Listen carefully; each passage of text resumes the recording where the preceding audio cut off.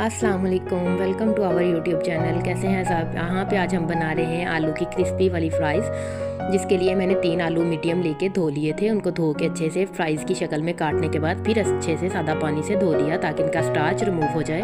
और यहाँ पे मैंने इनको किया है एक बाउल के अंदर शिफ्ट करने के बाद इसके ऊपर डाले हैं 2 चम्मच बेसन के भर के, और उसके साथ मैंने 1 से 1.5 चम्मच डाला है तिक्का मसाला, 1 से 1.5 चम्मच कॉर्नफ्लोर का डाला है और 1 चम्मच डाला है चाट मसाले का।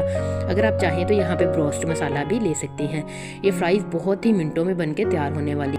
सारे मसाले अंदर डाल लेने के बाद अब मैं यहाँ पे इनको अच्छे से मिक्स करूँगी। मिक्स करने से पहले यहाँ पे मैं लूँगी 1 अदद अंडा, उसको तोड़ के इसके अंदर डाल दूँगी और डालने के बाद मैं इसको अच्छे से फेंट लूँगी ताकि जो मेरा मसाला है वो फ्राइज़ के ऊपर अच्छे से लग जाए। और यहाँ पे एंड पे मुझे नमक थोड़ा सा कम लग रहा था तो मैं 2 से 3 चुटकी इसके अंदर नमक भी मज़ीद शामिल कर लूँगी। अगर आपको थोड़ी स्पाइसी पसंद हो तो आप आधा चम्मच पिसी हुई लाल मिर्च इसके अंदर शामिल कर सकते हैं। यहाँ सारे मसाले फ्राइज़ को अंदर डालने के बाद मैं इसको अच्छे से मिक्स कर दूंगी ताकि फ्राइज़ के ऊपर मसाला अच्छे से लग जाए। और फिर कढ़ाई को रखूँगी चूल्हे के ऊपर, उसके अंदर डालूंगी ऑयल और ऑयल को अच्छे से गर्म करूँगी।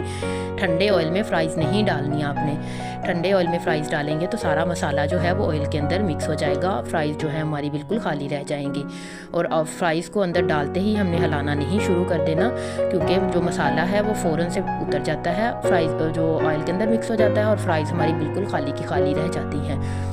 फिर इसको बाद में आपने 2 से 3 मिनट बाद चम्मच हिलाते हुए अच्छे से फ्राई कर लेना है। जब इनके ऊपर अच्छा सा गोल्डन ब्राउन कलर आ जाए तो फिर हम इसको निकाल लेंगे। यहाँ पे अगर आपको मेरी रेसिपी पसंद आ रही हो तो प्लीज़ लाइक करें, शेयर करें एंड सब्सक्राइब करें। ये इतनी ही मिनटों में बनके फ़्राइज़ तैयार हो जाएंगी, यकीन करें।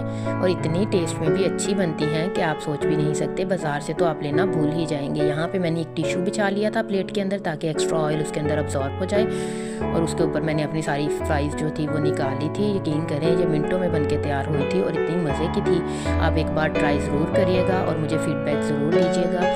थैंक यू, अल्लाह हाफिज़। मैं आपके फ़ीडबैक का वेट करूँगी और प्लीज़ सब्सक्राइब करें।